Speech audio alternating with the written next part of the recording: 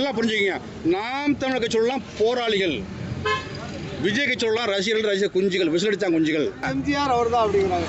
எல்லாம் சொல்லலாம். நான் உன்னோட சொல்லலாம், அடுத்த சூப்பர் ஸ்டார் தம்பி தான் அப்படின்னு சொல்லலாம். ஊர் ஒத்துணும்ல, கழட்டி விட்டு அடிச்சு விட்ருவானுங்க. நாங்கள் எங்கே விஜய் எடுத்தோம்? அவர் வரும்போதே வழிகாட்டம் நாங்கள் தான். கொள்கையில் முரணாக இருக்குது. இப்பயும் தம்பியை தான் பார்க்குறோம். இப்போ வந்து திமுக விமர்சனம் பண்ணுவது போல், பிஜேபி விமர்சனம் பண்ணுவது போல் நம்ம விஜய் இப்போ பண்ணவே இல்லையே. எங்கேயாவது பாருங்கள், அண்ணன் சீமா திட்டுருக்காரா? இல்லை, கிடையவே கிடையாதாச்சா? விஜய் திட்டுனதில்லை. இருந்தாலும் நான் சொல்ல வருது, நீ வரும்போதே கிறுக்கா வர. ஏன் மையம் வந்தானே ஒருத்தன், ஒரு லூசு பையன் வந்தானே, கிறுக்க ஒருத்தன் வந்தானே தேர்தலில். மையம் கமலஹாசன் பேர் அவன் என்ன, அவன் என்ன கழிச்சு விட்டாங்க. அப்படி தான் விஜய். ஏன் அப்படி தான் ஒப்பிடுங்க. சொல்லு தம்பி. விஜய் வருகையினால நாம் தமிழர் கட்சி பயங்கரமாக பாதிக்கப்பட்டிருக்குது. அதனால் அவங்க இரு தம்பி. இல்லை, என்ன கேள்வி கேட்குறேங்கிறேன். யார் விஜய்? அவன் இவரை பாரு. விஜய் வருகையால் போப்பா, சும்மா எதாவது சொல்லக்கூடாது. யார் விஜய்? அவன் விஜய்னு இங்கே என்ன இருக்கு? விஜய்க்கு ரசிகர் குஞ்சு இருக்கான், ஓட்டா மாறுமா? அவர் எத்தனை தேர்தல் நின்னார்? அவர் எப்போ வெண்டார்? அவர் என்ன வாக்கு வாங்கி காட்டுருக்காரு? அவர் எதையாவது பேசிட்டீங்க. ஊடக எல்லா ஊடகங்களுமே ஒன்று நல்லா புரிஞ்சு தம்பி. விஜய்லாம் தமிழ்நாட்டில் ஒன்றுமே இல்லை தம்பி. என்ன இப்போ உங்களுக்கு உதாரணம் சொல்லலாம். ஐயா சரத்குமார் வந்தாங்க. ஏன் மையம் வந்தானே ஒருத்தன், ஒரு லூசு பையன் வந்தானே, கிறுக்க ஒருத்தன் வந்தானே தேர்தலில். மையம் கமலஹாசன் பேர் அவன் என்ன, அவன் என்ன கழிச்சு விட்டாங்க. அப்படி தான் விஜய். ஏன் அப்படி தான் ஒப்பிடுங்க. மையம் கமலஹாசன் சொல்லி வந்தார், நான் தான் எல்லாம் சொன்னாரா இல்லையா? இப்போ அவன் எங்கே போயிட்டான்? அவன் அப்படி பாருங்க தம்பி. மையம் கமலஹாசன் நீங்கள் எப்படி பார்க்குறீங்களோ அப்படி தான் விஜய் பார்க்கணும். இப்போ இருப்பார், அப்புறம் இருப்பாரா? நாங்கள் அப்படி இல்லையே. சொல்லுங்கள் பார்ப்போம். இப்போயே பாருங்கள், ஒரு மூளையை நல்லா எனக்கு வாயில் வருது. ஒரு மூளையை தப்பா இப்போ என்ன பண்ணுறான் பாருங்க. பிரசாந்த் கிஷோருங்க இங்கே திராவிடம் ஆரியத்தை எதுக்குதுங்கிறான். அப்போ பிரசாந்த் கிஷோர் யாருங்க? உங்கள்கிட்ட மூளை இல்லை தானே? உங்கள்கிட்ட மூளை இருக்கா? மூளை தான் என்ன பண்ணுறப்ப? நீ சிந்தி போராடு, மக்கள் கூட நில்லு. நீ என்ன பண்ணுற? பிரசாந்த் கிஷோர் கூட்டு வரீங்கன்னு அப்போ தெரிஞ்சு போச்சோம் வரல. என்ன நீ என்ன விஜய் பற்றி பேசிகிட்டு இருக்க? விஜய்லாம் ஒரு சீனடா தம்பி. இந்த எலெக்ஷன் நிற்பார், அதுக்கப்புறமா காணா போயிடுவார். ஒருத்தர் தம்பி, திரைப்பட உலகத்துக்கு வந்தவங்க நிறைய பேர் அப்படி தான். இங்கே விஜயாவில் ஒரு ஆணிங்க பிடுங்க முடியாது. வராரு நம்ம தம்பி, வாய்ப்பு தருவோம், நின்று பார்க்கட்டும். என்ன அதுக்கப்புறம் அவருக்கு இப்போ அவங்க முதலாளி இப்போ தான் அவர் வந்திருக்க விஷயம் நோக்கம் என்ன தெளிவாக சொல்கிறது தம்பி. விஜய் கார்பரேட் கைக்கூலி. நான் சொல்கிறேன், கார்பரேட் இல்லாமல் அவர் வரலை. அவருக்கு பணம் கொடுக்குறது யார்? கார்பரேட்டு. என்ன கார்பரேட்டு இந்த முறை தான் கொடுப்பான், ஒவ்வொரு முறையும் கொடுக்க மாட்டான். என்ன இந்த முறை பணம் கொடுத்துருக்காங்கன்னா அவருக்கு தமிழ் தேசத்தை வீழ்த்தணும் குறிக்கோள் உங்களுக்கு இருக்குது. ஏன்னா தமிழை ஆண்டான்னா திராவிட ஆரியமெல்லாம் ஓரம் போய் பொசிங்கிடும். அதுக்கப்புறமா எல்லாத்தையும் தீர்மானிக்கிறது யார் இருப்பா? அண்ணன் சீமான் இருப்பார். அப்போ அண்ணன் சீமானை வீழ்த்துவதற்கு பல கார்பரேட் முதலாளி திட்டமிடுறான். அப்படி திட்டமிடுற வாயிலாக தான் இந்த மாதிரி இந்த சினிமா நடிகர்கள் அனுப்பிச்சு விடுவானுங்க. இவெல்லாம் ஒரு மேட்டா தம்பி. சொல்லுங்க. நேரம் மக்கள் மத்தியில் ஆதரவு இருக்கிறதாகவும் திமுகவையும் பாஜகவையும் நேரடியாக எதிர்க்கிறாரு. முக்கியமாக சினிமாவில் இவ்வளவு பெரிய புகழ் இருக்கிற ஒரு பெரிய ஒரு பிரபலம் சேரும்போது மக்கள்கிட்ட போய் ஈஸியாக விஜய் சேர்ந்து. பிரபலம் இல்லைங்க, பிரபலம் ஆக்கி விட்டாங்க. என்ன பிரபலம்? ஒரு படம் என்ன பெரிய கருத்தியெல்லாம் பண்ணி இது பண்ணிவிட்டான் அவரு. சொல்லுங்க பாப்பா. ஒரு பிரபலம் இல்லை. எம்ஜிஆர் அவர் தான் அப்படிங்கிறாங்க. எல்லாம் சொல்லலாம். நான் உன்னோட சொல்லலாம், அடுத்த சூப்பர் ஸ்டார் தம்பி தான் அப்படின்னு சொல்லலாம். ஊர் ஒத்துணும்ல, கழட்டி விட்டு அடிச்சு விட்ருவானுங்க. இப்போ நான் சொல்கிறேன் வச்சுக்க, இவர் தான் பார்த்த சூப்பர் ஸ்டார். ஏய் போப்பா வரமா, லூஸ் ஆயாவே நீ கிறுக்காய, அப்படி தான் பேசுவான்.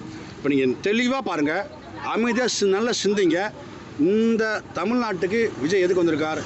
திமுகவை எதிர்க்கவில்லை என்றால் கார்பரேட் எப்படி கொடுங்க அதானே பணம் கொடுப்பான்? எப்படி அம்பானி பணம் கொடுப்பான்? அவர்களை போன்ற கார்பரேட் எப்படி பணம் கொடுப்பான்? அப்போ நீ திமுகவை எதிர்க்கிற சொல்லுங்க அப்போ. திமுக எதிர்த்தவர் நீ ஏன் திராவிட கொள்கை ஏற்ற? முரண் இருக்கா இல்லையா? நீ திமுகவை திராவிடத்தை முழுக்க எதிர்க்கிற தம்பி. அப்புறம் 2 கண்ணு நெத்தி கண்ணு நொட்டுன்னு சொன்னேன். உனக்கே புரியலை. இந்த படத்தை வாங்கி அவனுக்கு பிரச்சனை இதில் தம்பி. இந்த மக்களை எப்படி கொண்டு போய் சேர்க்கணும்லாம் இல்லை. வர்ற பணத்தை யாரை கொண்டு போகிறது, எங்கேருந்து மாற்றுறது, எங்கே எப்படி போட்டு சேவா வருது. சினிமா நடித்தா அவருக்கு 250 கோடி, எலெக்ஷன்னா 2500 கோடி. பெரிய தொகையை பார்த்துட்டு தம்பி வர்றாரு, அவ்வளோதான். அவருக்கு 1 மாதம் கிடையாது.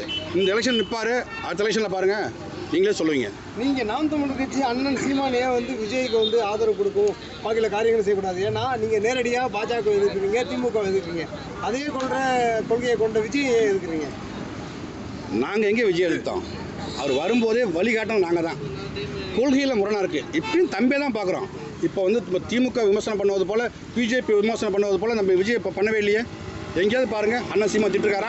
இல்லை, கிடையவே கிடையாதாச்சா? விஜய் திட்டுனதில்லை. இருந்தாலும் நான் சொல்ல வருது, நீ வரும்போதே கிறுக்கா வர, தெளிவாக பண்ணுறோம். தமிழனா தம்பி, ஒரு நேர்மை, ஒரு நெஞ்சுரம். தமிழ்னா ஒரு திமிர் இருக்கணும். அப்படி வரணும். நீ வரும்போதே ஊத்து ஊத்து பார்க்குற. என்ன சொன்னா ஏன் பேரை சொல்ல வேண்டியதானே? நீ பேரை சொல்லிய பயம், உனக்கு பயம். இதான் வந்து சொல்லிட்டாரு இல்லைங்களா திமுக சொன்ன. நான் என்ன சொல்கிறேன், நீ திமுகன்னு சொல்லிட்ட, அதை சொல்லுன்னா நீ பேசவே பட மாட்டேன். நீ திமுக என்ற பெயரை நீ பயன்படுத்தலைன்னா வேறு யார் தான் இது பண்ணு? காங்கிரஸ் செத்து போச்சு, விசிகா 3 சீட்டு முட்டிக்கால் கெட்டியாக போட்டுக்கிச்சு, வாலூருமே மல்லாக பார்த்துக்கிட்டாரு, திமுகவில் ஒட்டிக்கிச்சு, அண்ணா திமுக சேலம் போயிடுச்சு, எடப்பாடி போயிடுச்சு. இப்போ அப்போ யார் பேசுவார்? அவர் பிஜேபி இங்கே தம்பி, டெல்லி தம்பி. அது பேச முடியாது, ஒன்றும் பேச முடியாது. அப்படி பேச வச்சுக்க, அங்கே ஒரு மாமி இருக்கா, மொத்தத்தில் ஒன்று அடிப்பான். என்ன நீலாம் பேசவே முடியாது, பிஜேபி பேச முடியாது. அப்போ யார் பேசுவா? திமுக. இப்போ அவங்க என்ன, இவங்களுக்கு பாருங்க ரோல் மாடல். நாங்கள் இவங்க நல்லா பேசுகிறாங்க, நம்மளும் பேசுவோம், அவ்வளவுதான். என்ன கருத்துன்னு தெரியும்? தர்க்கம் பண்ணுறீங்களா? ஒரு விவாத நிகழ்ச்சியில் தம்பி விஜய் அவர்களே உட்காருங்க, நான் உட்காடுறேன், ஏன் கூட கருத்தியெல்லாம் பேசி வெல்லுங்க பார்ப்போம். என்ன கருத்தியல் இருக்கு உங்கள்கிட்ட சொல்லுங்க பார்ப்போம். இந்த மக்களுக்கு நீங்கள் செஞ்ச நல்ல பயன் ஒன்று சொல்லுங்க பார்ப்போம். எதுக்கு போராடுறீங்க சொல்லுங்க பார்ப்போம். எதாவது சொல்லுங்களேன். ஒன்றுமே இல்லை. இப்போ எதுக்கு வர்ற தம்பி? வந்து கேரவனில் போயிட்டு கையை காட்டுறவங்க கிடையாது, மக்கள் போய் கட்டி பிடிக்கணும். யார் அரசியல்வாதி? மக்கள் கண்ணீரை வராதப்பா. இல்ல அடுத்த தடவை நீ இதே மாதிரி வெளியில போராட வைக்க முடியாது. நேரடியா நான் வந்து ஊருக்குள்ள மக்களை பார்க்க எப்ப அடுத்த வாட்டி 2026 அப்புறமா எல்லாம் செத்த அப்புறமா அதுதான். இந்த தடவை வந்து மண்டபத்துல தான் சந்திக்கணும்னு சொல்லிட்டாங்க. அதே மீறி வந்துட்டாங்க. இனியும் திமுக என்ன தடை பண்ணா நேரடியா மக்கள் பக்கத்துல நான் போயிடுவேன். நான் என்ன சொல்றேன், இப்ப மக்கள் பக்கத்துல போறதுக்கு என்ன பிரச்சனைங்கிறேன்? திமுக அனுமதிக்கணும்ல. என்ன திமுக அனுமதிக்கணும்? நீ மக்களை சந்திக்கிறதுக்கு உனக்கு யாரு திமுக அனுமதி? திமுக யாரு, நீ யாரு? உங்களுக்கு நான் சொல்ல உங்களுக்கு புரியுதா? உங்களுக்கு உங்களை அனுமதிக்கிறதுக்கு மக்கள் யாரு சார்? நீ விஜய் மேலே பிடிச்சிருந்தா மக்கள் கொண்டாடுவான் தம்பி. உன்னை நீ இறங்க மாட்டேன் தம்பி. ஒன்றை நீ உட்காந்து சேர் போய் உட்காரது போய் போட்டி போடுறான் தம்பி. நீ உட்காந்து சேரை போய் போட்டி போடுறான். அப்பயே உன் தெரியல நீனு. அப்போ நீ என்ன பண்ணுற? சினிமா மாதிரி தம்பி, சினிமாவில் இல்லை தம்பி. 50 பேரை நேராக சின்ன பேர் செஞ்சு விட்டு போடுவான். என்ன பேசுறீங்க? சினிமாவா இது? சரி, விஜய் வந்து யாருக்கு ஆபத்துன்னு நினைக்கிறீங்க? இருக்கிற கட்சிகள்ல எவனுக்கு ஆபத்து இருக்கோ இல்லை, எங்களுக்கு ஆபத்து இல்லை. நான் தெளிவாக சொல்கிறேன், எங்களைப் போல எங்கள் பிள்ளைகளை மேலே களமாடுறதுக்கு விஜய் ஆள் கிடையாது தம்பி. நல்லா புரிஞ்சுக்கிங்க. நாம் தமிழர் கட்சியோடலாம் போராளிகள், விஜய் கட்சியோடலாம் ரசிகர்கள், குஞ்சுகள், விசிலடித்தான் குஞ்சுகள். அப்போ குஞ்சுகளுக்கும் போராளிக்கும் உங்களுக்கு வித்தியாசம் தெரியும். தெளிவாக இருக்கணும். இங்கே பாருங்கள், இந்த போராளிகளுக்குண்டு ஒரு தனித்துவம் உண்டு, குஞ்சுகளுக்குண்டு ஓட்டே இருக்காதுங்க. பாதி பேருக்கு ஓட்டே இருக்காதுங்க. என்ன அவங்கள ஒப்பிடுறீங்க போய்ட்டு? அவங்க சும்மாங்க. நம்ம தம்பி வந்திருக்கேன், இப்போ என்ன சொல்லுவாங்க, இப்போ ஒரு படம் பார்த்துட்டு இருக்கீங்க, எங்கே படம் தெரியுமா? இந்த வாஷிங் போடணுமா வருது, விளம்பரம் வேணலாம். அவனை இப்போ எங்க கூட கம்பேர் பண்ணுறீங்க? அவன் சும்மா